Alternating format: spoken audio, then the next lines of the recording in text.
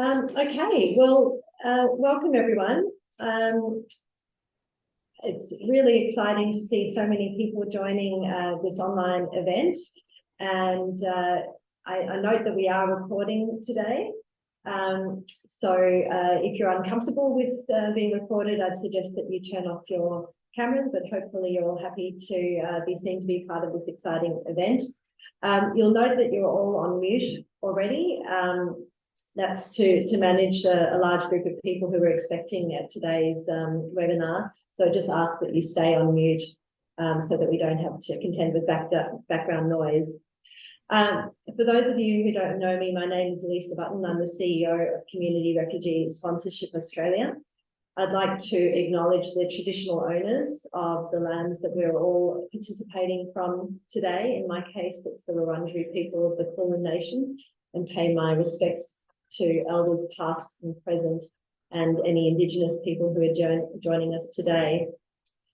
We're here to celebrate an exciting milestone, both for our organisation and for many people involved in this program around the country, coinciding with the first anniversary of individuals arriving in Australia through the Community Refugee Integration and Settlement pilot.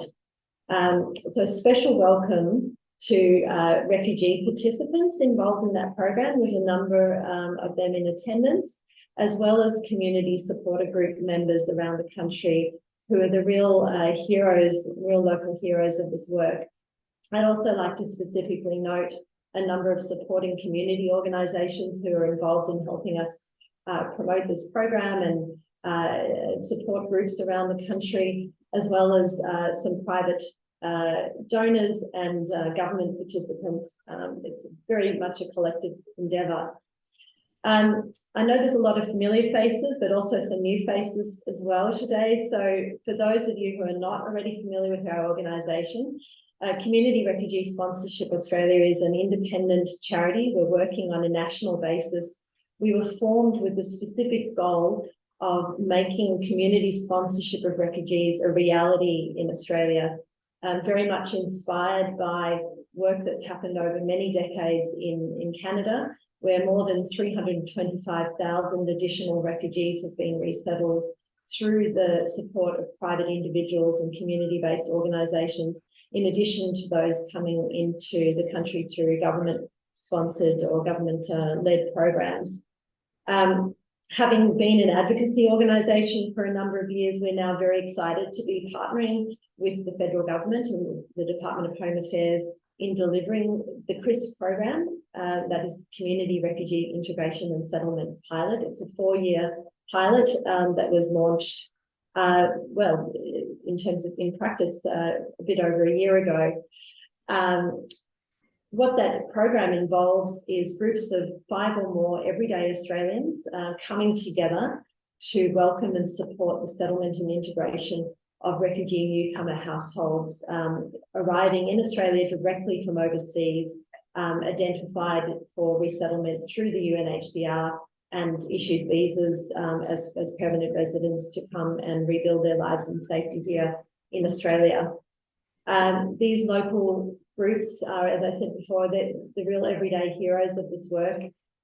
They get to know refugee households before they arrive in the country. They fundraise to support the initial needs of refugees on arrival. They are the welcoming committee at the airport when people arrive directly from overseas. And they're the ones responsible and empowered to do the rewarding but also challenging work of supporting and mentoring refugee newcomer households for up to 12 months in the country and essentially walking that journey with them.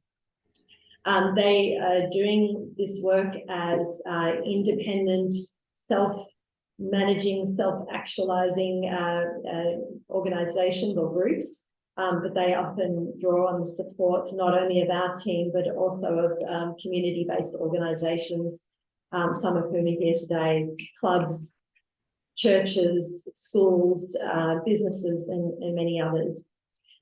The CRISP program is the beginning of the modern community sponsorship story in Australia. And we're very, very excited to be a part of it, but it's definitely not the end of the story. In addition to wanting to ensure that the CRISP program becomes a permanent and additional feature of Australia's humanitarian response to refugees, our organisation is also advocating for a new stream of community sponsorship that would enable individuals to name or nominate the refugee individual or family that they wish to sponsor. Right now, the CRISP is allowing people to sponsor refugees not already known to them and matched with them through our team. We're also working with colleagues in the education sector to advocate for the development of an educational pathway for refugees whereby they could not only come and resettle in Australia, but pursue tertiary education opportunities here. And we're very excited to be doing this work in the context of a government that has signalled a shared ambition in this space. Just a couple of weeks ago, I was with Immigration Minister Andrew Giles in Bendigo in Victoria, celebrating this milestone of the CRISP program, and that coincided with a statement that he put out announcing an enlarged government ambition for community sponsorship and complementary visa places for refugees, with an ambition of increasing the number of people who can come through this sort of pathway to 10,000 people per annum progressively over time. And that's in addition to the core government-led intake, which is currently 20,000 places per annum, and which is also slated to grow under government in the future. So it's a very, very exciting time to be working in this space. And I'm very pleased to have a number of government representatives here with us today, who we'll be hearing from shortly. We'll then be hearing from my colleague, Romy Battalion, who is the National Director of the CRISP program. And she'll be providing a presentation on the CRISP program, showing a video, and then moderating a conversation with a number of local heroes from the Goulburn community. We'll then hear from my colleague Blaise Itabello, who will wrap things up and provide some next steps for those of you who may not already be involved but would like to become involved. So without taking up any more time, I'm now going to introduce our great friend and colleague from the Department of Home Affairs. This is someone that Romy and I and other members of our team speak to probably several times a week at this stage, and who's every bit as committed and involved in this endeavour as we are here at CRISA. So Omar Ahmadzada, the Assistant Director of the Community Settlement Sector at the Department of Home Affairs. Over to you, Ahmed. Thank you, Lisa. Sorry, Omar. Yes. So firstly, I'd like to acknowledge the traditional owners of the land we have dialed in from and pay my respects to elders past, present and emerging, and any other Aboriginal or Torres Strait Islander people who may have joined us today. So good afternoon, everyone.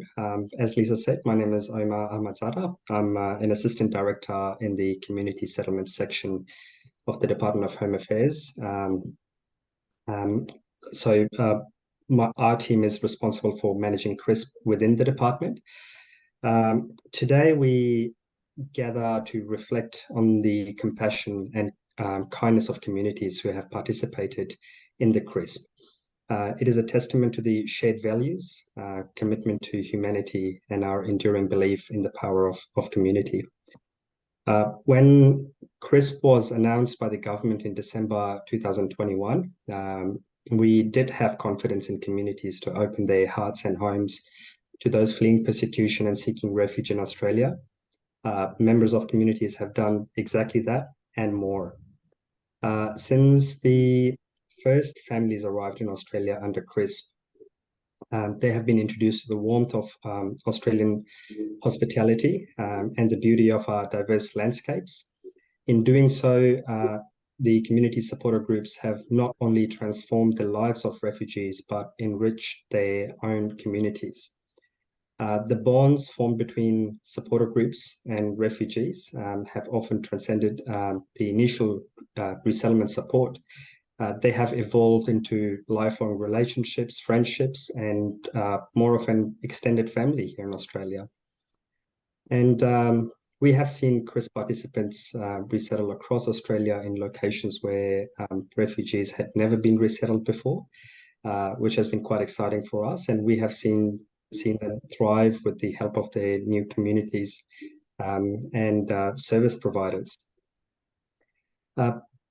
Throughout the year, the department has worked closely with Cressa, with Lisa, with Romy, and everyone else in their organisation, and through them with the communities to enhance and improve processes, which we'll continue to do over the coming years. As we gather here today, we celebrate not just the number of refugees who have arrived through CRISP, but the enduring spirit of compassion and resilience shown by the communities and community supporter groups. When we welcome refugees into our communities, we enrich our cultural diversity, learn from their experiences, and build bridges of understanding. Embracing and welcoming refugees is not without its challenges, of course. It requires a collective effort of all those involved. And on behalf of the department, I would like to thank the community supporter groups and all members of the communities who have participated or may be planning to participate in the CRISP. I would also like to thank Cressa for their dedication and significant efforts to undertake the complex work it takes to administer CRISP. And once again, thank you for being part of and supporting CRISP, and we look forward to working with communities over the course of the pilot. I'll now pass it to Romy. Over to you, Romy. Cheers. Thank you, Omar. That was beautiful. And I think everyone can probably hear how CRISP just sits in the heart of every stakeholder involved, right from the department to everyone involved. So today I'm going to take a look back on the first year of the CRISP in Australia before handing over to the Urban Monk Community Supporter Group in Goulburn, New South Wales, who we will be the star of today. So since the first families arrived in Australia in August 2022, 70 families have now arrived in Australia under the CRISP and have arrived into all Australian states and territories. No one to the Northern Territory yet, but the pilot is still young and we'll be heading out there next week to rustle up support there. 120 groups across the country are at various stages of settlement planning, so scoping out their local communities with a view to welcoming a refugee household into their community. Almost 400 groups across the country have notified us of an intention to join the national and global movement. Of the families and individuals that have arrived so far, about half have arrived into Australia's regions and half into metropolitan areas. And that's using the Department of Home Affairs definition of urban and regional. This picture is a really special one. I'm not sure if Sue or anyone else from this Perth-based group is here with us today, or anyone from the family there. This was our first arrival into Western Australia. 15 community members at the airport welcoming that family of 6. And for this group, bringing their children and grandchildren into the endeavour was really important. They were matched with a household with similar age children. And this photo, I think, goes to the heart of the work that we do. A quote from one of the people that was at the airport that day, last night at the airport. Greeting our family was amazing, delightful, touching and wonderful. Even more so was taking them to a new home we've prepared for them in the suburb we all shared. The experience of supporting this family has been one of the most incredible of my life.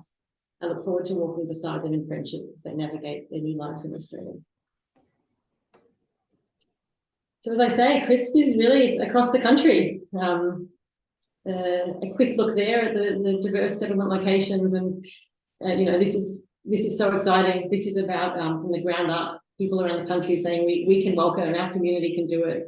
And this list is growing every day. CRISP obviously has a global connection as well. This is an opportunity for everyday Australians to connect with people across the world. So we talk about refugee households coming into the program.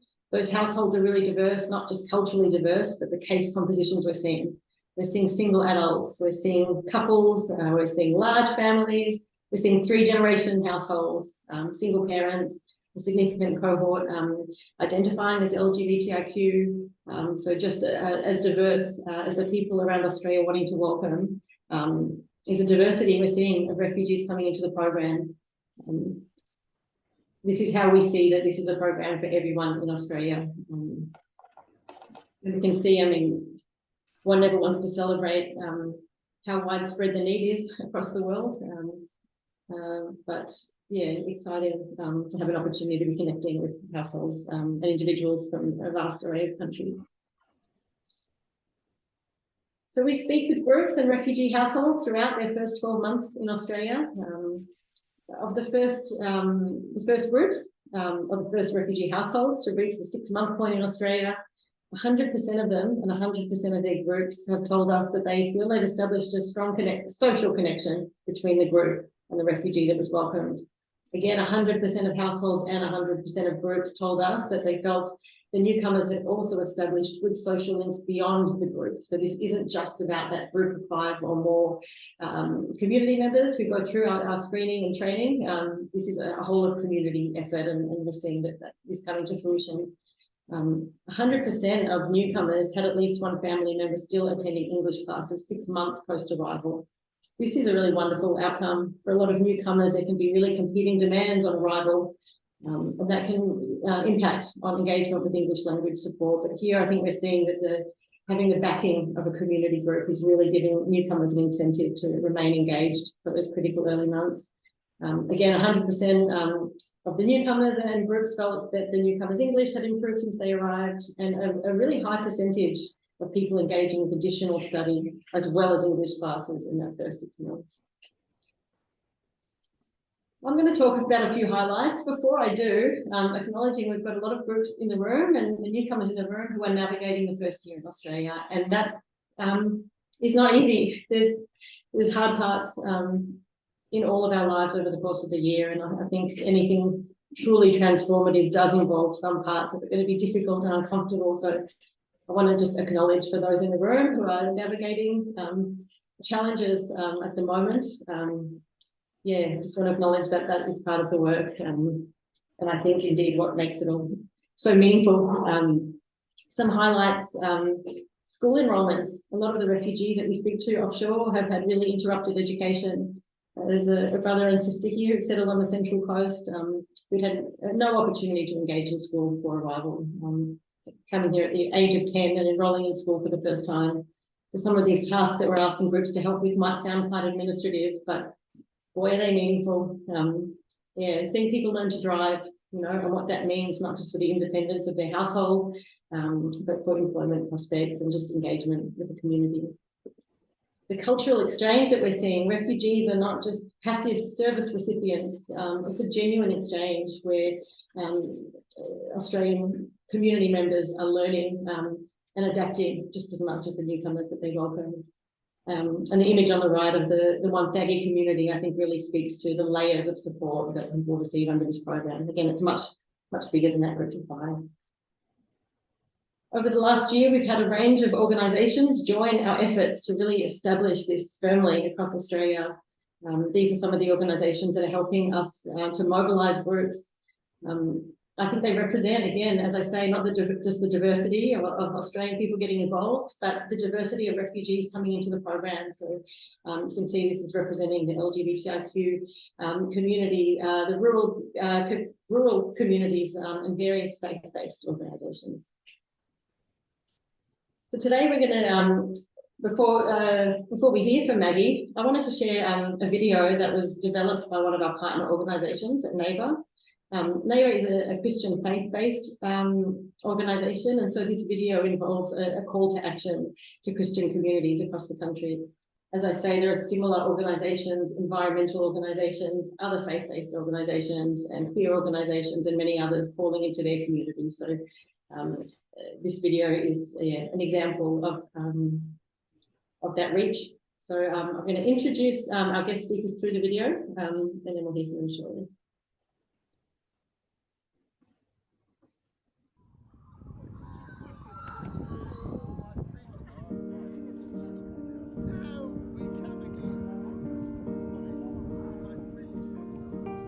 لما كنا بسوريا قبل الحرب كانت حياة حلوة، بس لما اجى داعش وحياة كانت جحيم، تعرضنا للموت للخطر، انخطفنا، مرقنا بظروف صعبة كتير، غادرنا سوريا على لبنان. And then we did come to Australia. I'm John. And I'm Ian. Been part of the Chris group right from the start, and Jam and I were amongst the group that went to the airport to welcome the Alcuzis when they arrived. And as Mazen came towards me, I put my hand out to shake his hand, and he ignored my handshake and gave me the greatest hug, and that was just a very, very special moment. الشعور كان رائع جدا. هذاك اليوم اللي لاحظته، ما بقدر بعطيك أنا الشيء اللي حسينا فيه، بس حسينا أنه راح ننتقل من مرحلة لمرحلة، من مرحلة ميتين فيها، يعني ما في حياة، ما في تعليم، ما في أي شيء، لمرحلة يعيشوا الأولاد يأمنوا مستقبلهم. ما حسينا للحظة أنه نحن بالغربة بسبب أصدقائنا. يعني في ناس خايفة عليك وحابة تساعدك وتضمك وتحضنك. هذا الشعور من زمان، من سنين كتير ما حسينا فيه بسبب الحرب والأزمة اللي مرقنا فيها. The beauty of this is that we don't just say we love our neighbour, but we know our neighbour. It's being able to work together for a common goal to actually serve in a practical way that makes a real difference. The refugee crisis in our world is still unprecedented. I know that we can't help all refugees, but I do know that all Christians are called to help. I'm so excited to be commending to you the Welcome Home project. It's really a movement of churches across Australia to fulfill a biblical mandate to welcome the stranger. This is why we have an exciting partnership with the Community Sponsorship Program, which throws the door wide open to churches to be involved in welcoming and supporting refugees. يا رب لنا معروفون. إن شاء الله يا رب نكون إحنا أهل لهالشيء.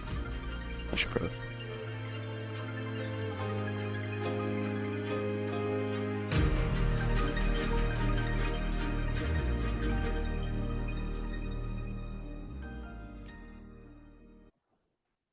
I don't know how many times it's going to take me to watch that before I don't tear up.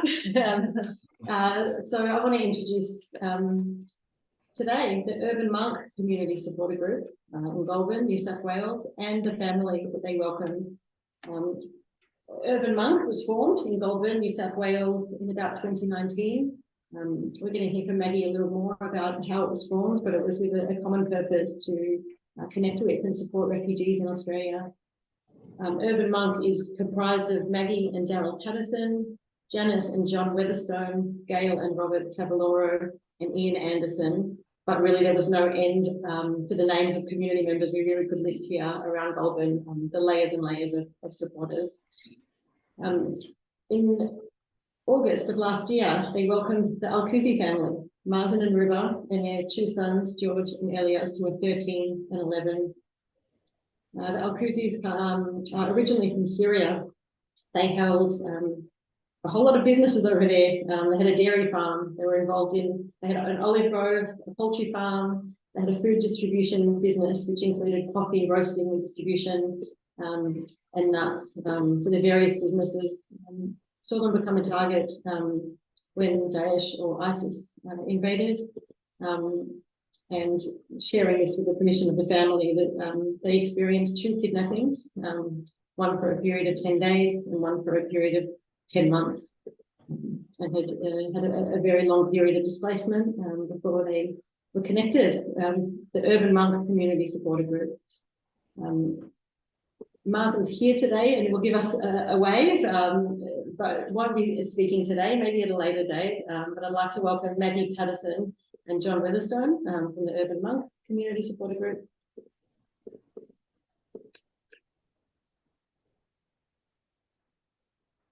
Thank you, Romy.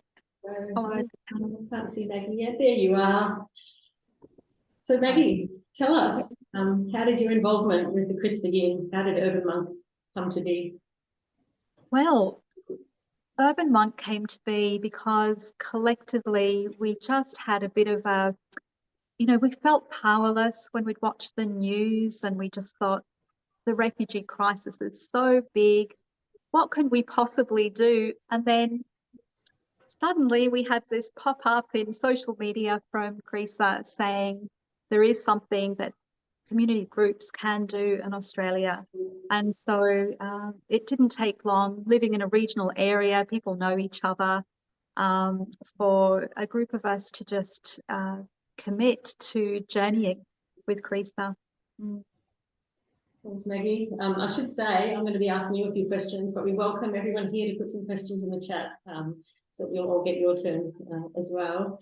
So Maggie, can you tell us about the process of becoming involved and navigating the application process? It can feel a bit administrative for some groups, going through the background checks and fundraising. How did you guys stay motivated through that administrative aspect? For some of us, the admin was super simple, and for others, it was snail mail, just applying for security checks by mail, and that was all fine. So we just did it as we could. We became closer friends through the, just planning to step into this space, and it was exciting. So we didn't feel, and I'm sure John would agree, that there were too many challenges in terms of the admin side of things. Yeah. That's really good to hear. For others present, we talk about a tight, loose arrangement. There's a bit tight up front as we're asking you for the checks and paperwork, but once you're matched with a household, it really becomes quite loose and you step back. Do you have any advice for groups who are navigating that early administrative application process? I think just to get the paperwork up to date, we all seem to have working with children's checks sort of, if we've got a teaching background or other careers, we tend to just have those, but making sure they're up to date, and recognizing it can take a couple of weeks for the national security checks to come back. But yeah, keeping in touch with each other. So there's always going to be somebody in the group that's more tech savvy than others. So, within the group context, there's always someone who knows the answer to any techie question. Yeah. Thank you. Tell us about the matching process and how you came to be connected with the Alcusi family. Well, we'd been preparing, going through the, the training modules, and just knowing that a family was coming, but not exactly when. And I remember that I was just busy one day and the phone rang, and Romy, it was you, and you said, "Are you sitting down?" And I knew that we were going to get the match that we'd been longing for as a group. And so I quickly sat down on my lounge, and you told me that we'd received a match, and there was just this bolt of excitement that went through my whole body, and it went through the whole group.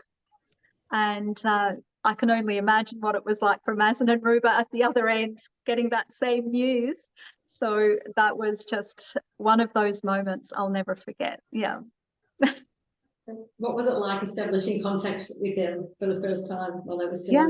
So, well, fantastically, we were able to email each other beforehand. So we shared photos, and we had a photo of the accommodation for them, so they knew exactly where they were coming. We had photos of the group members and a little bio of each person, so they knew who to look for at the airport. And we had, a little bit of information about them too, which was really helpful, and they were able to share what they wanted to share. So we felt connected before we even got to the airport. That's beautiful. We often hear of groups becoming quite emotional as they're putting the sheets on the beds or filling the cupboards with food. Do you ever know about the process, getting the house ready? Oh, definitely, definitely. It's life-changing, absolutely life-changing. And it's such an honor and a privilege to journey in this space. You know, it's like you're stepping on sacred ground almost, because it's so special. Yeah, for everyone. John, I'd love to hear from you about the airport. You talk so much about that airport arrival. I think it's so beautiful for everyone involved. What was it like for you? Well, it was interesting. It was a long night. I think the Alcuzis were the last ones to come through customs. We waited and we waited and we waited. And then when they eventually came, and as shared on the video, I mean, during training, we'd been taught that these people were coming from different cultures and we should just be cautious about how we interacted with them initially. And as I said, I put my hand out to shake hands with Mazen, and he just ignored my hand and gave me a huge hug. And that was just an incredible moment. That's beautiful to hear. Tell us about the first few months. They can be really busy. We think it tends to be the time, but what do you remember, or is it? I'm very grateful that I wasn't one of the ones that had to deal with all the Centrelink stuff and and all the paperwork and that sort of thing, because that's not my specialty. But it was amazing. Our group hasn't had to actually undertake formal fundraising. We've found that just by mentioning what we're doing in conversation with family and friends, it's just been incredible where gifts and materials have come from. For example, an elderly relative of mine got COVID and was no longer able to live in independent living. And she went into care and had a whole household of furniture and cutlery and crockery, and the family were worried. They didn't know what they were going to do with all of it. And I mentioned the refugee family, and the daughter said, "You have just taken a huge weight off my shoulder." So, you know, it just came out of conversations, and that's what we've found has worked really well for us, just mentioning what we're doing in everyday conversations, and people will pick up the challenge. Yeah, that's beautiful to hear. And that's part, I think, of why it's so important to be opening up refugee settlement right across the country, because there are such pockets of goodwill that sort of haven't been able to welcome, that the CRISP is now enabling all of these beautiful exchanges to happen. We know that groups of 5 are really never alone in the CRISP, and it tends to be a whole of community endeavour. Who else has been involved in Goulburn in welcoming and supporting the family? We've been very fortunate that we've got such a diversity of expertise within our relatively small group. We've got a retired doctor. We've got a person that's worked overseas in a lot of different roles. So that's been most helpful, having people with a diversity of skills. We've been able to cover most of the bases with different people. You mentioned yesterday, I think Rotary had been quite involved. Was that? Rotary. Rotary, yeah. Yes. One of our members had contact with Rotary, and they came on board and provided substantial funding for the refugees to do driver training and get their licenses, which was very, very helpful. We often hear of that moment of people getting their license, or in an urban location, of being confident to navigate public transport independently. That can really shift the dynamic between the newcomers and the group. Yep, for sure. I'd love to hear from you, Maggie, about how the work changed over time as you passed 3 months and 6 months. There's definite sections to the journey. So the first section is very much about connection with Centrelink and Medicare. If there are any health concerns which perhaps hadn't been attended to, that was the time to connect them with the GP and make sure that the children's vaccinations are up to scratch as well for school. So the Alcuzi boys started school the 2nd week after arrival, and so there's quite a story behind that too, because the ABC actually covered the Alcuzi's arrival at Sydney Airport, and the principal of the local Catholic school was looking at the news that night, and she said, "Oh, here come my students." And so she just felt that connection before she ever met the Alcuzi boys, George and Ilias. And so they've been given just such a great welcome at the school. 2 weeks prior to the Alcuzi boys arriving in Goulburn, Lebanese librarian started working at Trinity High School. And so she was taken off librarian duties, and she, as an Arabic speaker, was then able to buddy with George through his first few weeks at school. So it's that kind of more just immediate sort of the immediate needs in that first week, the first 3 months. And then the next stage is more learning the language, learning English, enrolling in the TAFE and making sure that accommodation is secured. And so in our particular instance, we happen to have a 1-bedroom cottage on site, and so we didn't have to rush into finding rental accommodation. But when we did get to that point, the local Rain and Horn agent was a Lebanese Arabic speaker, and so that was just fantastic. And you know, we have been given support from so many different bodies within the community. So we have the men's shed, they stepped up and made bikes or repaired bikes for the Alcuzi family, beautiful bikes, 4 bikes, so that they could go riding around town before they were able to achieve their own transport. And of course, Mazen has his license, Ruba is learning to drive. I've got so many wonderful stories, you know, for example, can I share? I'm just sort of thinking about the school and thinking about when Ilias arrived in Australia. He'd never been in a swimming pool and he couldn't swim. And anyway, during school holidays, Mazen and George were teaching Ilias how to swim.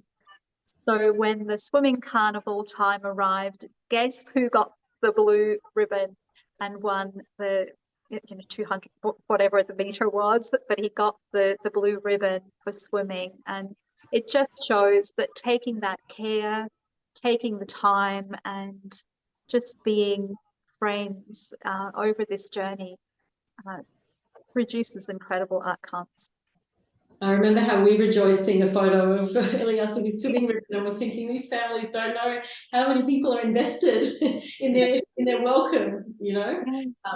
The network we have around, you know, Australia feels a connection to every household arriving under the crisp. So it's really bigger than any one family. You talked about finding an Arabic-speaking librarian. We hear that so often during the matching process that, you know, we think there's no one from a certain cultural background in that region, but once we propose a match, suddenly people are finding community members that they maybe hadn't connected with before. Yes, and we were a little, you know, that was a concern that we had with Goulburn being regional. Maybe we don't have the amazing resources of the cities, but I actually think we've done very well in terms of those resources, like you say, are there. It's just a matter of finding them. Yep. Looking for them. And I love to think of previous waves of migrants and refugees who are now, you know, being brought into the community as part of, you know, welcoming the next household. Tell me how it has felt reaching this 12-month mark, because we talk about that as being the end of the formal period of support or the exit from the crisp, and we know for many they're not experiencing it that way, or maybe you are. Tell me, what's it been like to reach 12 months? Well, it's been wonderful to reach 12 months, and I'm going to hand over to John because I think that he's just got a few stories to tell about that.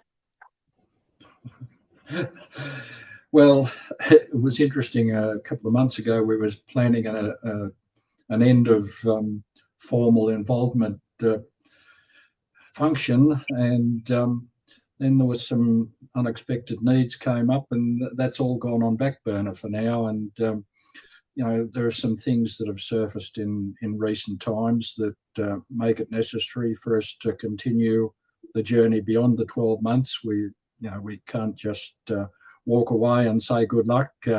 We're there for the long haul. And I mean, just within the last week or two, one of my neighbours, elderly neighbours, had a hen house and a dog kennel that he didn't want.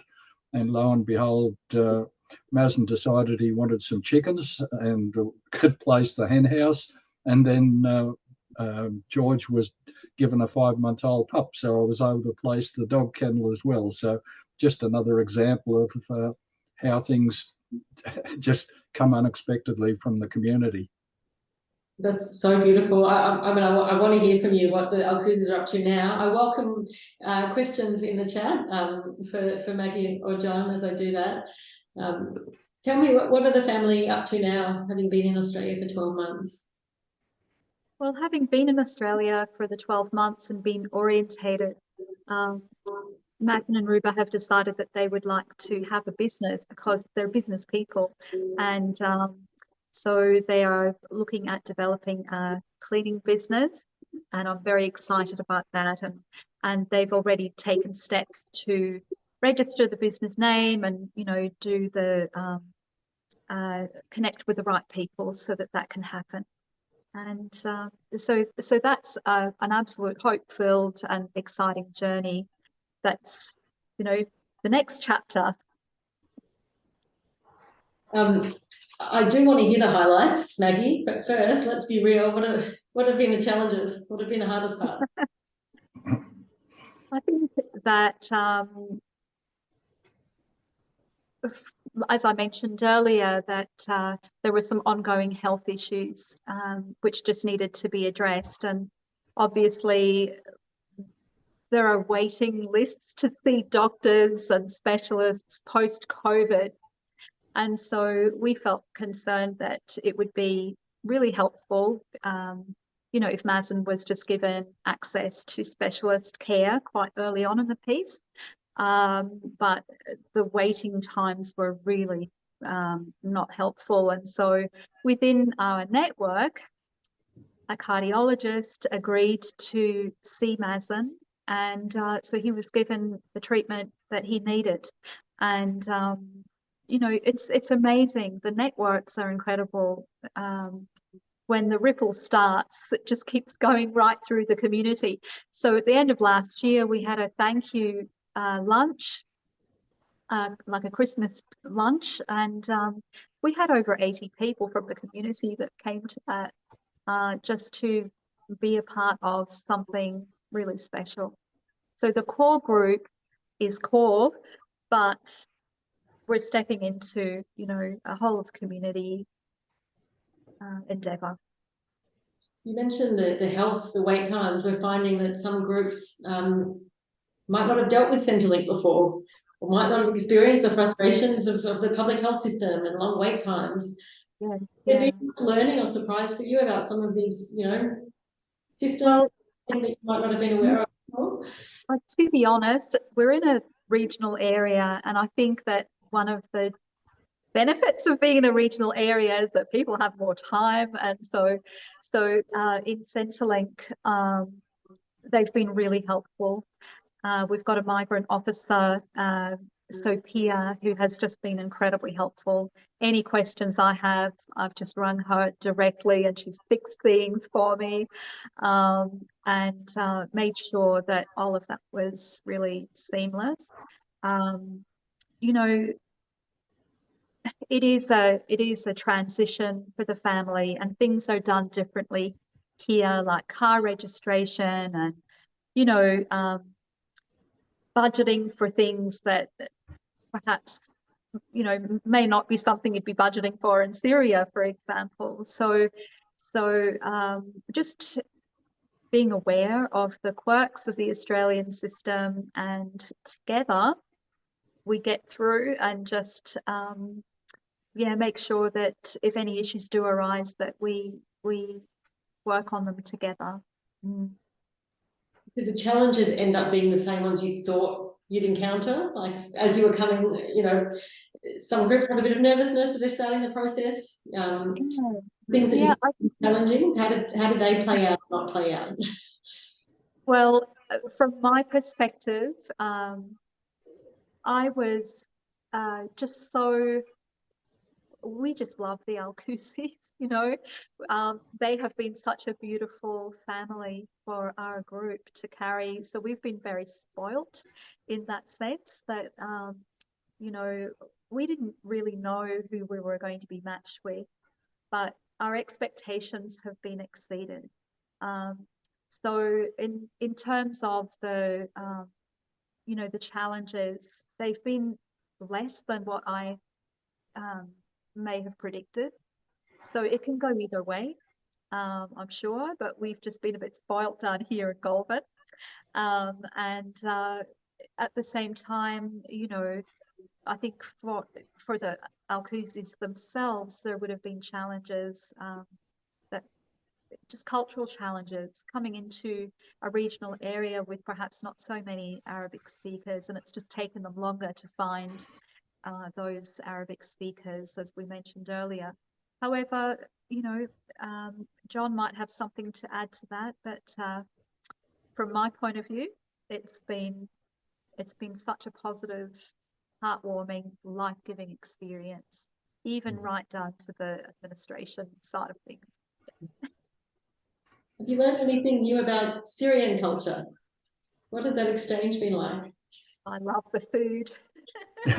Ruba is like the best cook. And so I've learnt that I don't know enough. I've learnt that, you know, this is a lifelong journey. And I love tabbouleh and falafel, and Ruba just has a very special gift with food, and so she has spoilt our group over and over again with her hospitality, which is just extraordinary, and has been, yeah, just wonderful. One of the blessings of living on site here for the Alcusi family was that they could grow their own parsley and crops in the garden beds, and so you know, that was a positive part of their journey living on site. But since they've moved, they've got more room to be able to expand into bees, chickens, and a pet dog. So that's been really good. So idyllic. It's, yeah. Yeah. John, we know about that beautiful embrace at the airport. Any other highlights? As Maggie's mentioned, the hospitality of the family has been incredible. If you think you're dropping in for 5 minutes, you have to replan your day because you'll leave with a very full stomach. And yeah, the hospitality, it's just been a privilege to share their journey and try and help them settle into a new way of life. How about you, Maggie? Any highlights? Well, the highlight, obviously the airport is an incredible highlight.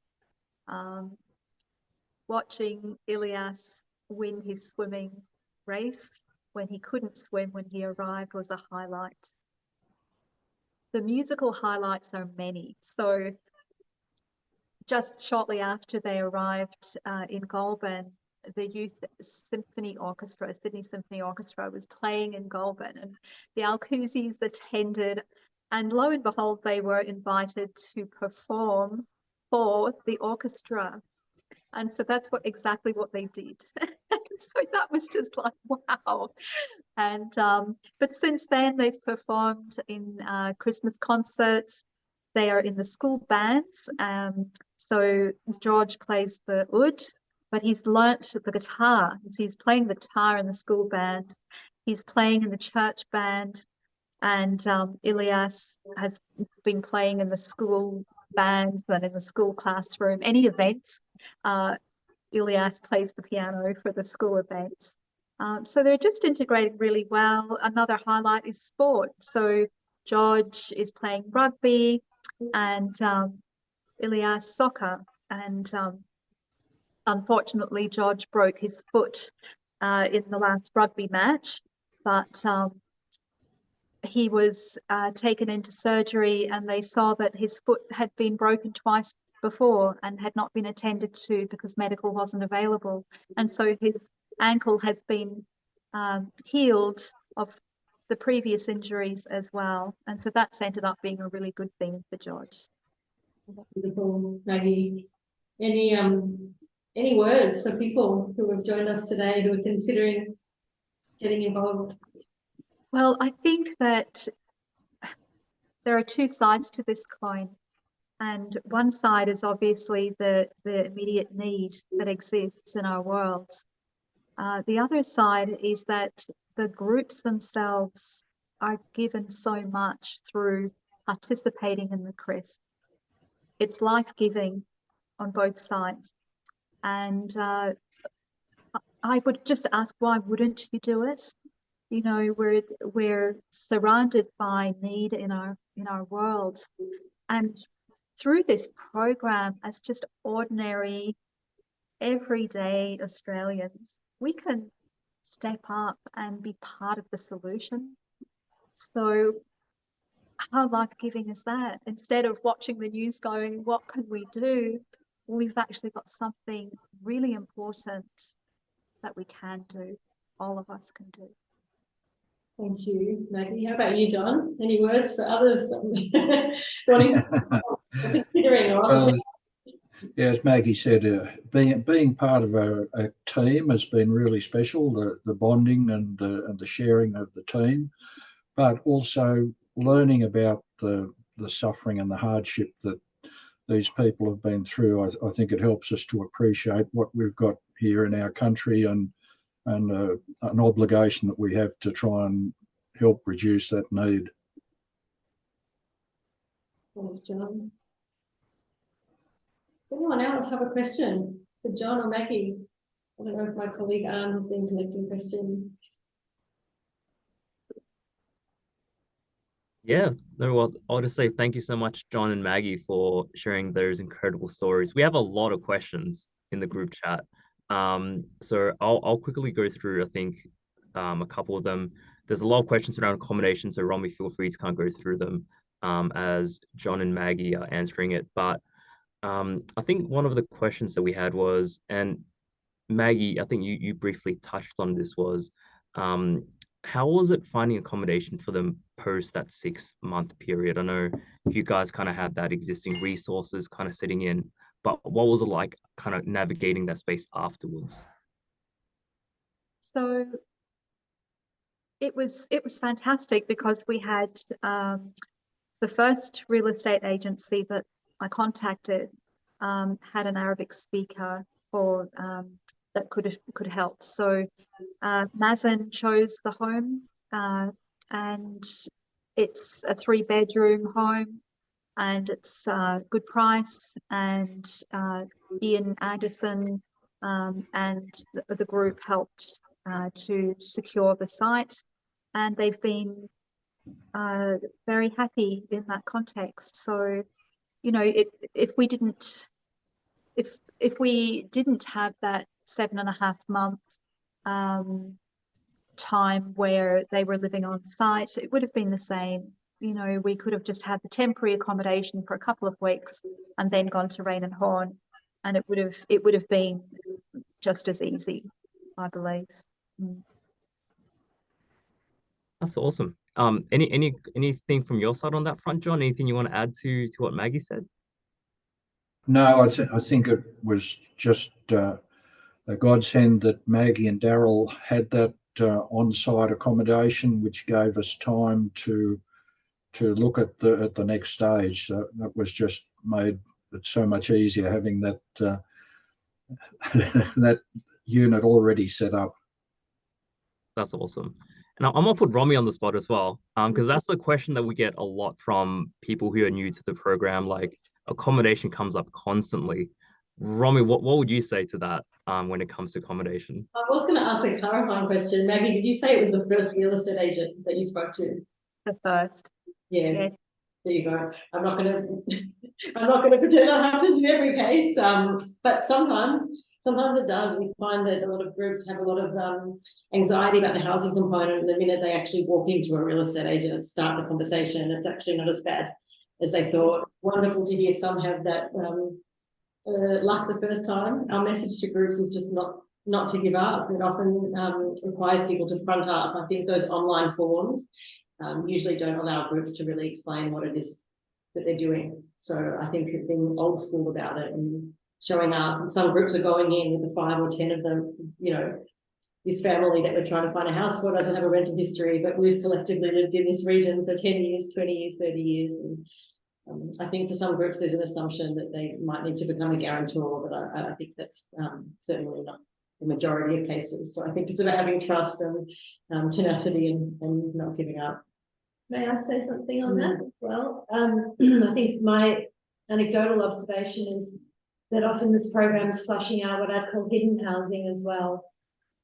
So housing that's not on the commercial rental market, but is nevertheless vacant. You know, family members move into aged care and houses sit empty for, you know, sometimes months, if not years, while you know, younger members of the family try and work out what to do with it. And when they hear about these sorts of this program, they think, you know, that's easy.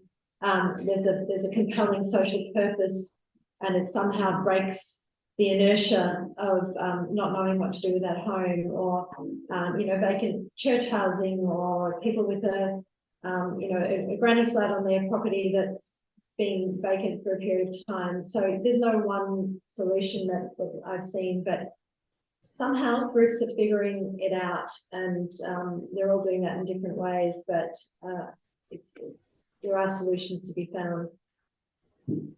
Yeah. Definitely. We have another question. So this is coming from one of our group mentorships through our GMP program, group mentorship program. They ask, how would you encourage someone that's gone through that program into transitioning into the CRISP and bringing along their church community into that journey? Any thoughts on that front? Maggie, I think you're supporting 2 families under that program that were already in Australia by the time we connected with them. How is that? How do you think that might have impacted on your CRISP journey? Well, it was fantastic because really, you know, it gave us that chance to be in the mentorship space, and we felt probably more equipped in some ways because we'd already been the mentor group, and yeah, so it was an easy transition, really. Yeah. Well, you heard it here first. Easy is the answer.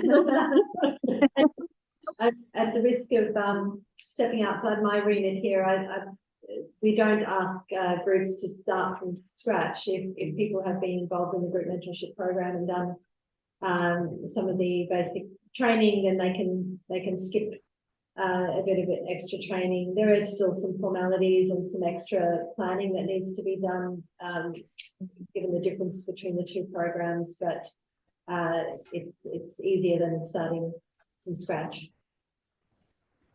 But and I think for others. Love it. We had some questions around the setting up of Centrelink and, like, I guess the basic necessities as the family came into Australia. Maggie and John, what was it like kind of going through that initial setup? I know, John, you mentioned that you're not skilled on that front, but it sounds like there were other group members that could step in. Was it hard to kind of get them set up on programs or systems like that? Part of the training included just an awareness of the paperwork that Centrelink required us to fill in prior to the family's arrival. And so when the Alcuzis arrived, everything was in readiness for them to just pop into their local Centrelink office and action what had already been set in place. So that wasn't a great challenge, to be honest. I found the setting up Centrelink, as long as we did everything that we were taught in the training, it all worked. A lot of groups were surprised at the beginning. It worked. Just fill in that form and then this happens. Yeah. So it was actually quite seamless, I think. But we did have the migrant officer, Sophia, who was brilliant as well and very accessible. And I know that helps if you have somebody in Centrelink that is accessible. That's really good. Love it. Love it. A lot of groups are sort of feeling that, you know, people arriving under the CRISP are paving the way for others.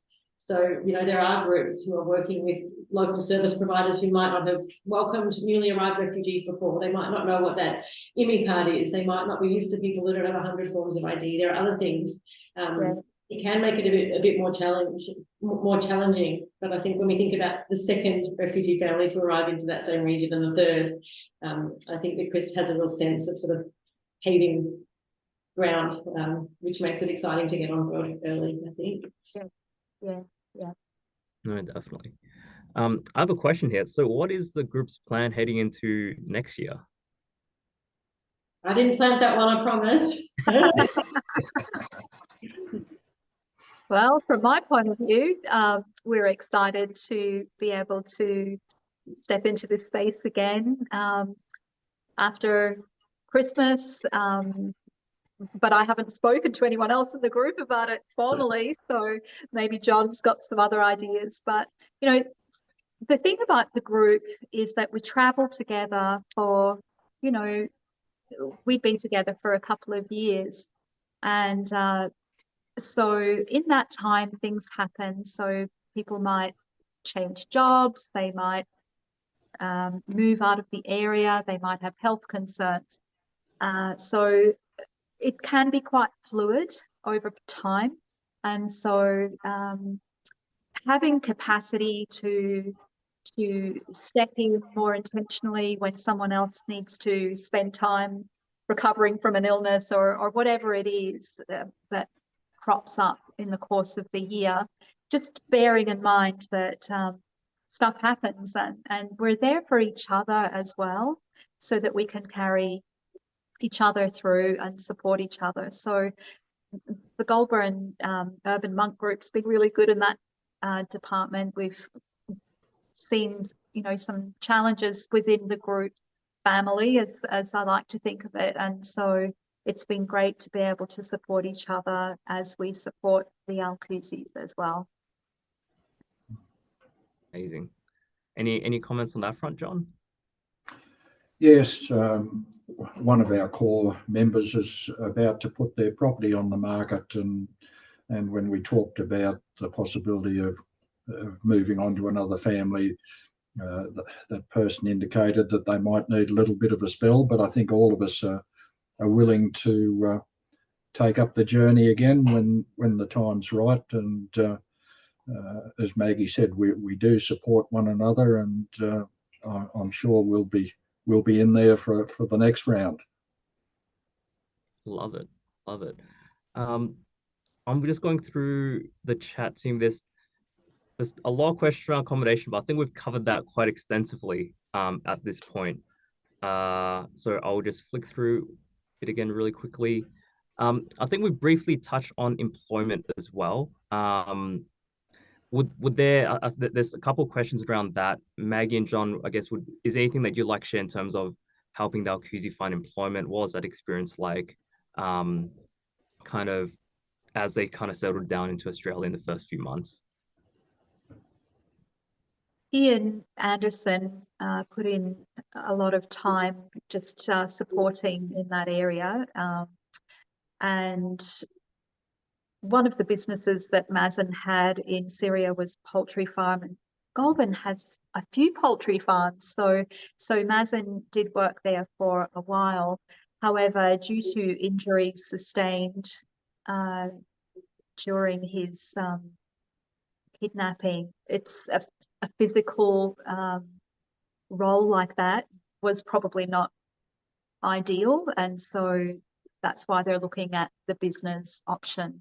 But you know, it takes a while to figure these things out, and we're here for the long haul.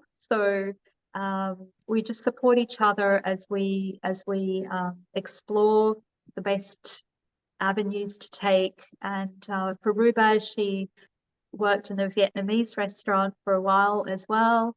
The hours were reduced because you know, hospitality is a bit of a challenging business to be in at the moment, and so she has been looking for other work while growing the cleaning business. But I just think the cleaning business is a great fit. There's a great need for it in Goulburn. So scoping the community for opportunities and for businesses that are a good fit, or employment that's a good fit, that all takes time, and we didn't feel like we had to really rush into that. But ultimately, I'm so excited for them that they're using their entrepreneurial skills in this new context, and I know that they'll do really well. Oh, definitely. That's amazing. And maybe we'll cover off one last question before we wrap up the session. We had a question around translation apps and services. What was your experience? And John, feel free to jump in here as well. Were they straightforward to use? What was it like communicating with the family initially as they settled into Australia? Google Translate, fantastic. Sorry, John. Yes, it was most helpful. It's not a substitute for being able to talk one-on-one, but at least it does enable us to communicate, and it was very helpful. That's awesome. That's awesome. And again, it wasn't as difficult as you anticipated initially, is that right? That's correct. I think the boys have been plunged into English-speaking schools, and their English is amazing. Like, it's just phenomenal, to the point where they're excelling in their studies and beating some of the other students in English, George particularly. So it's been a great blessing to have the boys just pick up the language so quickly. And Mazen and Ruba are doing so well with their English as well. So it's a journey, and the translation app has been brilliant, absolutely essential. Yeah. Amazing. Well, on that note, jump in. I'm sorry. I just wanted to note that while so much is unknown, and we never know who's getting, what people are bringing with them as they come off the plane. The CRISP does allow for this really bespoke matching process. So, when we received the Old Cousy family's referral into the program and saw that they had a poultry farm, we spent time Googling poultry farms around Australia. It was sort of no mistake that there was a poultry farm near Goulburn. We also knew that the family had a lot of musical talent, and there was someone in the group who played a musical instrument. So yeah, well, not everything is engineered, and the beauty is in what's found that's unexpected. We really encourage groups as they become involved to really tell us about their communities and tell us about their interests, and we're asking that for a reason.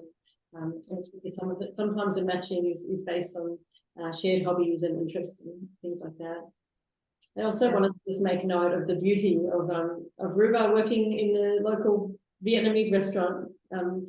There's great beauty in connecting people with members of their own cultural community, no doubt.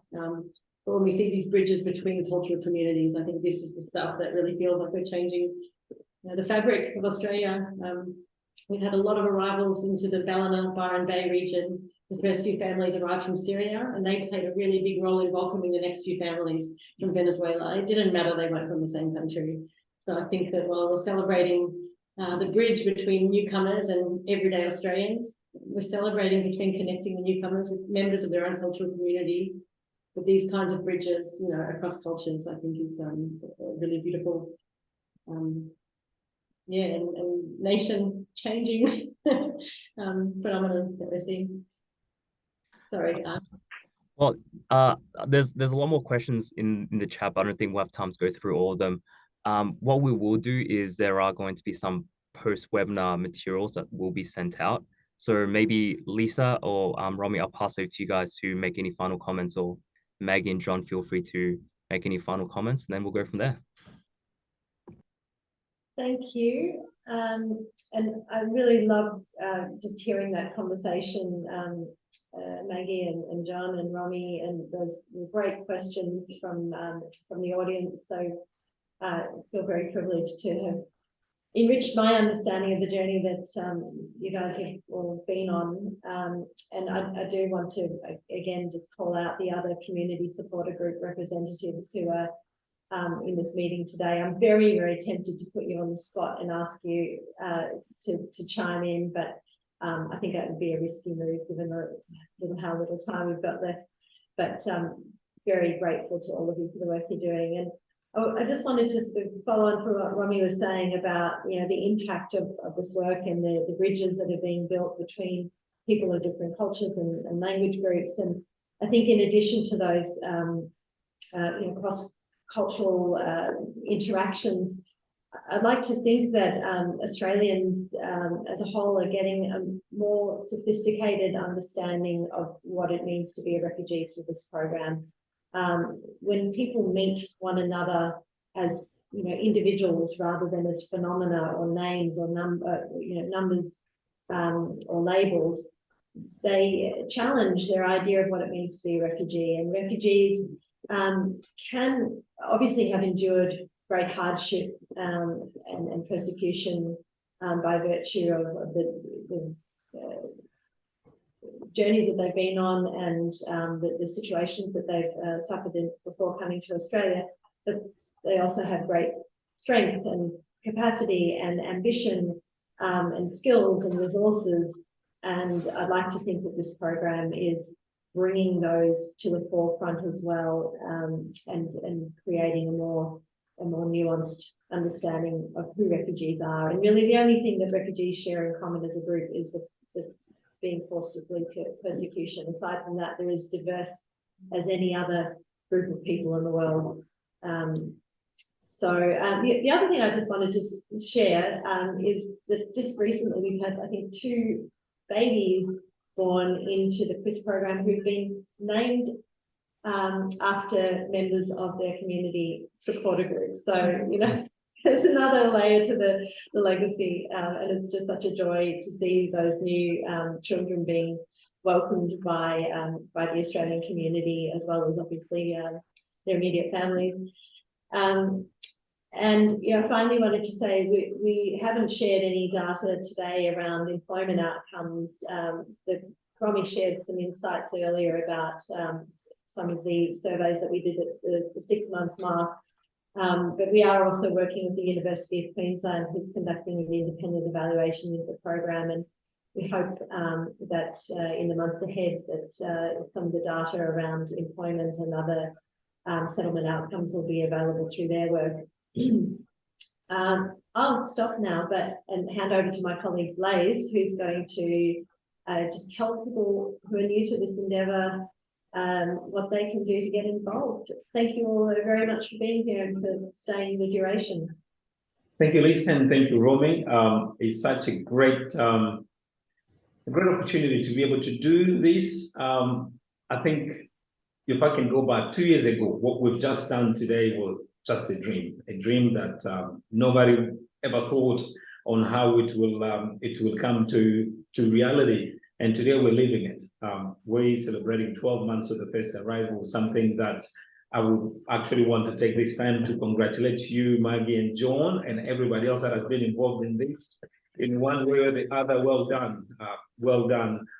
For us, CRIS is not just a program, it's a movement that we know it has potential changing the narratives in our community. It's a program that actually has the potentials, and we're hearing this, as Maggie and John said, is a program that is actually impacting not only refugees that are coming in, but also those that are welcoming them and supporting them. And again, I'll refer to Maggie's words. Every time we watch TV, every time we're hearing about refugees' story, we are left with one question, is what can I do about it? And this is what the CRIS program is all about. And as we've always said, there is a role for everyone, whether you're an individual, an organization, or you're part of a social club. There is a role for you within the CRIS program.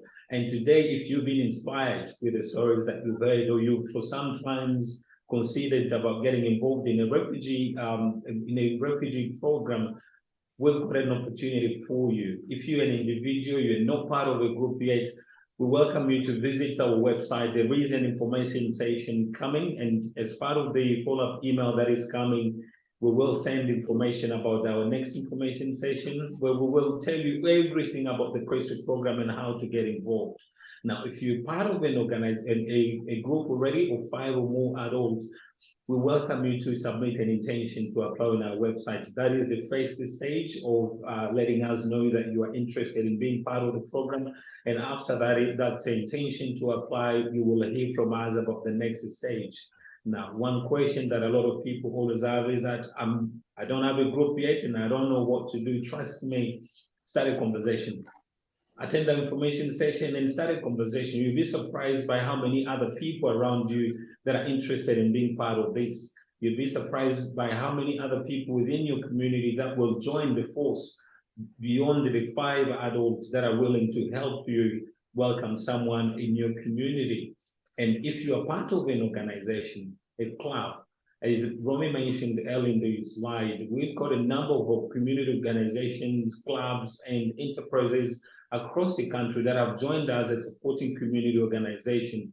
This is an opportunity for organizations, businesses to join us, to welcome refugees, and there are different roles you'll be able to play as part of the movement. And we welcome you to contact us. Information about this will also be in the email that is coming. So please, as you go out there, be our ambassador. Share with someone what you've heard today. And that's the only way we can grow this movement, is by you sharing with someone about what you've heard today and the CRISP and the community sponsorship.